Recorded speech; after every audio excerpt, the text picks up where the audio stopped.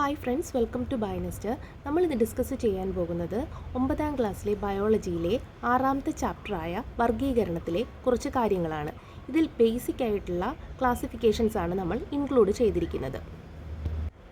ജീവജാലങ്ങളെ അവയുടെ സവിശേഷതകൾ, പരിണാമ ബന്ധങ്ങൾ എന്നിവ അടിസ്ഥാനമാക്കി തിരിച്ചറിയുകയും നാമകരണം ചെയ്യുകയും വർഗീകരിക്കുകയും ചെയ്യുന്ന ശാസ്ത്രശാഖയാണ് ടാക്സോണമി അഥവാ ജൈവ വർഗീകരണ ശാസ്ത്രം.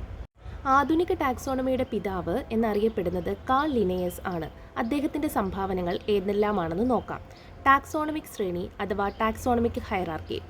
ജീവജാലങ്ങളെ വിവിധ തട്ടുകളിലായി ക്രമീകരിക്കുന്ന രീതി ലിനേയസ് അവതരിപ്പിച്ചു. ഇതിലെ അടിസ്ഥാന തലം സ്പീഷീസ് ആണ്. മറ്റൊരു പ്രധാന സംഭാവനയാണ് ദ്വിനാമ പദ്ധതി അഥവാ ബൈനോമിയൽ നോമൻക്ലേച്ചർ. ഓരോ ജീവിക്കും 2 ഭാഗങ്ങളുള്ള ഒരു ശാസ്ത്രീയ നാമം നൽകുന്ന രീതി ഇദ്ദേഹം ആവിഷ്കരിച്ചു. ഇതിൽ ആദ്യത്തെ പേര് ജീനസും രണ്ടാമത്തെ പേര് സ്പീഷീസും ആയിരിക്കും. അദ്ദേഹമാണ് 2 കിങ്ഡം ക്ലാസിഫിക്കേഷൻ കൊണ്ടുവന്നതും. ലോകത്തിലെ സകല ജീവജാലങ്ങളെയും അദ്ദേഹം സസ്യങ്ങൾ അഥവാ കിങ്ഡം പ്ലാന്റ് എന്നും ജന്തുക്കൾ അഥവാ കിങ്ഡം അനിമേലിയ എന്നിങ്ങനെ 2 പ്രധാന വിഭാഗങ്ങളായി തിരിച്ചു. 1758 കാൾ ലിനേയസ് ഈ ക്ലാസിഫിക്കേഷൻ നടത്തിയത്. ടാക്സോണമിയിലെ മറ്റൊരു പ്രധാന ക്ലാസിഫിക്കേഷനാണ് 3 കിങ്ഡം ക്ലാസിഫിക്കേഷൻ. 1866 ഏണസ്റ്റ് ഹെക്കലാണ് ജീവജാലങ്ങളെ 3 കിങ്ഡം അഥവാ 3 സാമ്രാജ്യങ്ങളായി തിരിച്ചത്. നിലവിലുണ്ടായിരുന്ന പ്ലാന്റേ, അനിമേലിയ എന്നിവയ്ക്ക് പുറമെ കിങ്ഡം പ്രൊട്ടിസ്റ്റ എന്നൊരു വിഭാഗം കൂടി അദ്ദേഹം കൂട്ടിച്ചേർത്തു.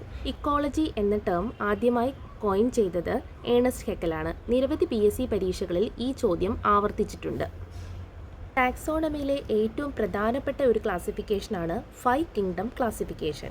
1969 R.H. വിറ്റേക്കർ ആണ് പ്രശസ്തമായ 5 കിങ്ഡം ക്ലാസിഫിക്കേഷൻ നിർദ്ദേശിച്ചത്. 5 പ്രധാന കിങ്ഡങ്ങളാണ് kingdom Monera, kingdom Protista, kingdom Fungi, kingdom Plantae and kingdom Animalia. ജീവശാസ്ത്രത്തിലെ വർഗീകരണ ശാസ്ത്രത്തിന് പുതിയൊരു തലം നൽകിയ അമേരിക്കൻ സൂക്ഷ്മജീവി ശാസ്ത്രജ്ഞനാണ് കാൾ വൂസ്. കിങ്ഡം മൊനേറയെ 2ആയി വിഭജിച്ച് ബാക്ടീരിയ, ആർക്കിയ എന്നീ 2 കിങ്ഡങ്ങളാക്കുകയും കിങ്ഡത്തിന് മുകളിലായി ഡൊമെയിൻ എന്ന വർഗീകരണ തലം കൂടി ഉൾപ്പെടുത്തി 3 ഡൊമെയിൻ സിസ്റ്റം അദ്ദേഹം ആവിഷ്കരിച്ചു. അങ്ങനെ 3 ഡൊമെയിനുകളിലും 6 കിങ്ഡങ്ങളുമായി എല്ലാ ജീവിവർഗങ്ങളെയും അദ്ദേഹം ക്രമീകരിച്ചു. നിങ്ങൾക്ക് ഈ വീഡിയോ ഇഷ്ടമായെങ്കിൽ please like, comment and subscribe. Thank